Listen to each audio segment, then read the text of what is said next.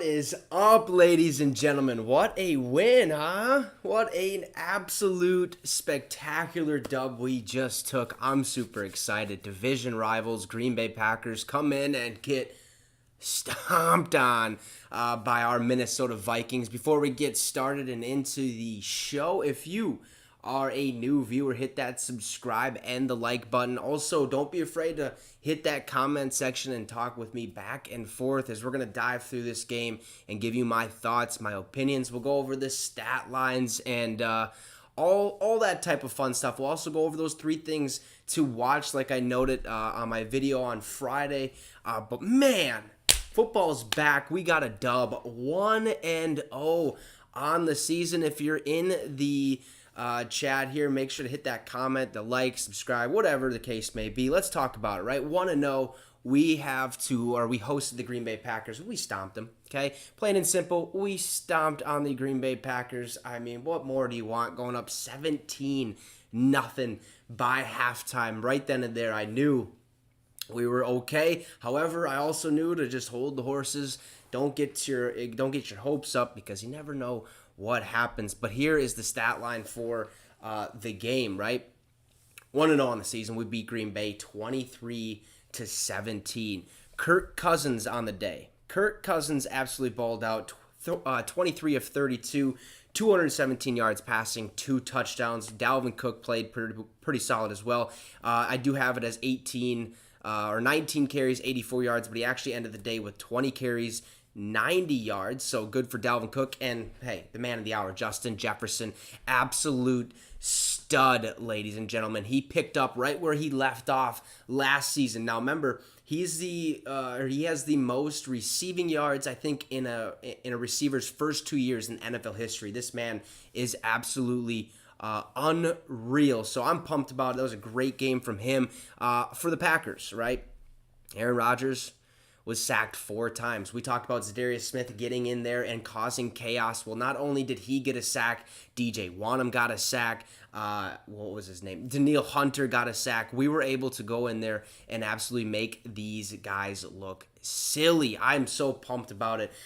We played some pretty good football. Aaron Jones couldn't get anything on the ground. He had 49 yards on 5 carries. A.J. Dillon actually had 45 yards. But let's go over to the 3 things to watch, like I had mentioned just on Friday. There's 3 things I said we needed to watch for. The first one being that offensive play calling, right? And I think the offensive play calling was pretty phenomenal, in my opinion. Okay, we got the dub. However, I think we passed a little too much, but I don't care. Okay, we got the dub. All right, that's all that matters. A lot of motion in this new offense. That's what the Rams actually used in their offense in their Super Run last season. So hopefully that continues to work really well. You can do a whole bunch of scenarios out of there or a whole bunch of plays out of the motion. But one thing I think we can all take away from this win is we're here. We're contenders, okay? We can definitely put up a fight for the NFC North. Look, we don't play Green Bay until Week 17. Okay, Week 17. That is going to be when it really comes down to, what's our record? We need to win that ball game. I hope we will. Green Bay looked a little sloppy, all right? Young receivers, new receivers. Randall Cobb is really only the only veteran in that locker room or in that wide receiver depth room. So we actually took it to him, our defense. Okay, I think the other thing I said for things to watch was our defensive secondary. That's what we needed to watch for, and they played phenomenal. Okay, they played absolutely phenomenal today. Got a lot of pressure on Aaron Rodgers, made his job really hard. Our secondary played awesome, right? I was talking about the veteran leadership on that defense. Harrison Smith performed exceptionally well. He had an interception, okay? Cameron Bynum, we didn't see much from him. We didn't see too much from the other corners, if you will. I think it was mainly because of the fact that our defensive line, Daniil Hunter, Zadarius Smith, Dalvin Tomlinson, was able to create so much chaos in that backfield, create so much pressure for Aaron Rodgers that he was unable to throw the ball. And, right away off the game, okay? We all know we scored right away. Green Bay comes on the field, and they should have scored a touchdown right after us, okay? Christian Watson, rookie from NDSU, drops a wide open ball, okay? It happens. But that play, that single play so early on, probably dictated the rest of the game, and I'm pumped about it. I was so happy he dropped that ball. I'm sure you guys were. It was kind of a relief, like, oh no, here we go. But once he dropped that pass, Christian Watson actually wasn't targeted till the end of the fourth quarter. So that tells you that Aaron Rodgers doesn't trust his receivers. That's okay. All the more wins we can take, I will definitely do so, okay? Because we need that. We need dub after dub. And I did say we're going to come out the gates hot. We're going to win the first 3 weeks. We're going to go to London. I hope we win. But I don't see that as a winning game. However, the New Orleans Saints played like garbage today against the Atlanta Falcons. But lastly, the things to watch. We have the offensive line. This was a big key for me. Like, what is going to happen here? How consistent do we play? They played great. You guys can let me know in the comments what you thought about our offensive line, our offensive play calling, what things you liked, what things you would like to see in the future, stuff like that. We'll have a chit-chat back and forth with you guys. But if you're in here, hit that subscribe, hit that like, comment, blah, blah, blah. You get it. We're trying to get the channel to 350 subs, okay? And with this dub, it even makes, the cherry on the top that much sweeter. So, great game overall from the Minnesota Vikings. We played phenomenal football. Phenomenal. That motion is something that I think a lot of teams probably take for granted because it causes so much confusion in that defense. That defensive secondary, they could have actually had Jareer Alexander man-to-man on him the entire time. However, with that motion, it's a lot harder to do that because then that corner has to run from one side of the field to the other. Yes, I understand the wide receiver is, but the wide receiver at that point has the advantage. The defense is kind of coming from behind. So that motion actually opened up a lot of plays, and we've seen Justin Jefferson make a couple of them just absolute baller out there. I cannot wait to see what he does this entire season because he's an absolute stud for the Minnesota Vikings. But we come out the gate firing on all cylinders. We get the dub. That offensive line played okay. I would like to see more consistency out of that offensive line. It seemed like at points they weren't creating the holes. If there was a hole there, it was super congested. They gave Kirk enough time to pass the ball most of the game. Kirk had like 4 or 5, maybe 6 seconds to pass the ball, and he could really do no wrong back there. But the offensive line seemed to lack the consistency at that position, or during the game, I should say, to kind of really seal the deal quicker or sooner. We could have sealed the deal probably at the end of the third quarter. We should have knew we were going to win. But with the Minnesota Vikings, you just never know. But that offensive line seemed pretty stellar this game. I can't wait to see how well they transform into an actual unit and play together as a unit, not individually, which I seen today. I seen them, do a lot of good things really well. Alexander Mattison as well in the backfield performed pretty solid when he came out there. Did some good things. I like some things I seen from him. I knew we weren't going to see any of Kene Nwangwu or Ty Chandler. Those guys, Ty Chandler probably practice squad player, but hey, Dalvin Cook, Madison, that's a great 1-2 punch for the Minnesota Vikings to have because their running style is sort of identical, but I think now it's a lot more apparent that even with the number change, you can actually tell who these guys are, and you kind of get to see the little things they do differently. And Dalvin Cook runs up the middle, is going to smash you, he's going to play, up-in-your-face type football. Alexander Madison's going to look for that hole and explode through it. Not saying Dalvin won't do that, but it's good to have that 1-2 punch, that the consistency there at the running back. So if you're in the chat, hit me up. What'd you like about this game? What was the highlight for you? Was it Justin Jefferson having 2 touchdowns on the day? What was it? What would you like to see more of? Or are you just happy to have a win, right? Are you just happy to have that win? Also, hit that like, hit the subscribe as well. There's a couple other things from the Minnesota Vikings game, even though we won 23-7. Not a lot to kind of go on. Adam Thielen wasn't targeted nearly as many times as I thought he was going to. I thought there was going to be an even mix of Jefferson and Adam Thielen, but I should have known, being that this offense is basically kind of built to have Justin Jefferson succeed, and now he just he just eclipsed his career single season or single game receiving record in yards with 184. It's the most by a Vikings wide receiver in week 1, actually. So that's phenomenal, right? Great game out of Minnesota. I wish Adam Thielen would have gotten in the mix a little bit more, but when you're going at one guy for so long like we did with Justin Jefferson, that's going to open up Adam Thielen and KJ Osborne later in the game, or Irv Smith later in the game, so where you can kind of get those, those chunk plays. Let's get 5-10 yards here real quick. Let's disguise it as if we might go to Justin Jefferson. Let's hit Adam Thielen across the middle, stuff like that. He did really, really well. Johnny Munt, I believe is his name. Munt? Yeah, I think that's how you say his name.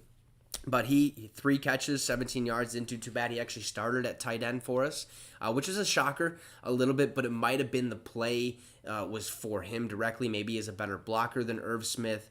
So Irv Smith, they really didn't do anything at all.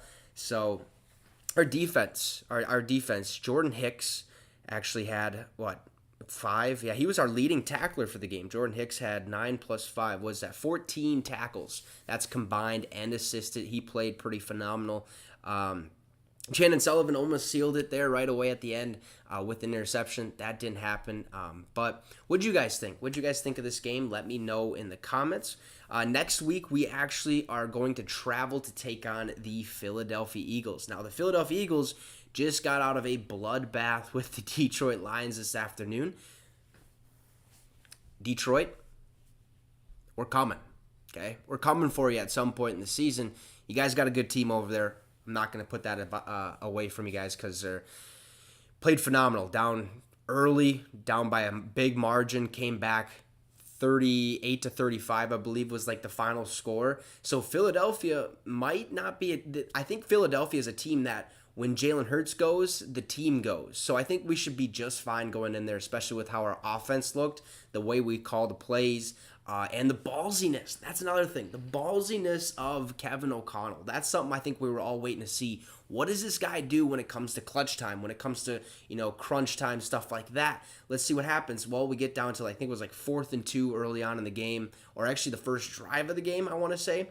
And instead of kicking a field goal like, old Joe Schmo, Mike Zimmer would have done back in the day, he would have said, let's kick a field goal, send them out there, we'll go up 3-0. Well, then here comes Green Bay. If Christian Watson and Aaron Rodgers connect on that pass, it's 7-3, and then we're behind, where Kevin O'Connell's like, no. We're too close to the end zone. Okay, 4th and 2. I believe in my guys. I think we should go for this. Let's do it. They go for it. Touchdown, Justin Jefferson. Okay, I mean, perfectly drawn up. Perfect execution by the Minnesota Vikings today.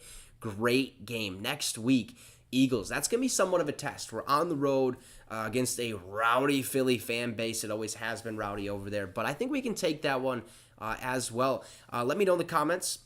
Again, what you thought of this game. What was the highlight of the game? Stuff like that. Also hit that like, hit the subscribe. 350 is our goal for the channel by October 1st. After this win, I'd expect or believe that'll happen. But anyways, it sucks for Aaron Rodgers. He's an okay quarterback, right? Minnesota Vikings don't like him too much. Neither do I, but he's okay. He's a good quarterback. He's going to get the Packers in the right direction. If you forgot, 35-3 last season to the New Orleans Saints week 1. They bounce back, have a fantastic season, finish 13-4, go to the divisional round of divisional round of the playoffs last year. So it's still a good team. By no means should we count them out of this, because they could all of a sudden week 2 come out and just turn on the Jets, and who knows what happens after there. But great game. Jordan Love got to see the field. Green Bay wasn't going to put Aaron Rodgers out there to finish it. I mean, why would you? I mean, what do you want him to get? Like 20 more yards because you have no timeouts, stuff like that. But 23-7, week 1 victory. This week has been awesome. The whole day of football has been awesome. I hope you guys agree as well. But yeah, man, you can't ask for a better win out of the Minnesota Vikings, especially against a division opponent. We just got to keep it going. We got to keep rolling. We got to keep stacking up these wins early and often, because once we hit that bye week, which is I think like week 8, every game after that bye week means so much more. Like if we go in the bye week with a losing record, we're kind of hanging our heads a little bit like, oh, what's going to happen here? But if we go into that bye week with a winning record, let's say 7 games. Say if we even go there 4-3, but I hope that's not the case.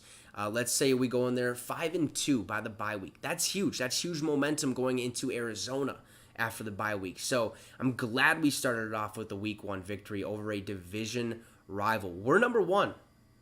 We're number 1 in the division, folks. Okay, we're kings of the North right now.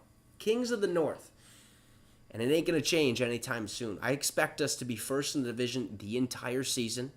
Okay, we're going to give Green Bay their fix in week 17. We're also going to give the Chicago Bears their fix 2 times this season, as well as the Detroit Lions, hopefully. This is a good team. This is a good unit. And when they're playing together, offensively, defensively, it's going to be hard to stop us, I feel like. Yes, it's too early. There's still some things we got to clean up. We didn't really have that many penalties. That was another thing I took away from. Remember preseason week 1? Game was just riddled with penalties. I get it. A lot of rookies, a lot of people who aren't even on the team yet were playing that game. But we started cleaning that up very, very quickly and found a way to, play some good football. That's exactly what we did. Takeaways.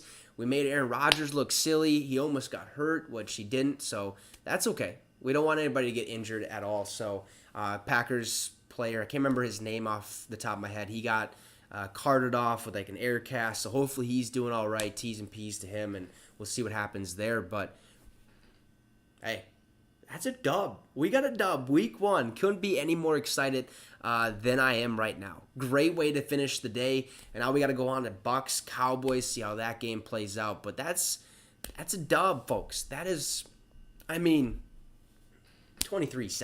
23-7. Let's go. Let's go.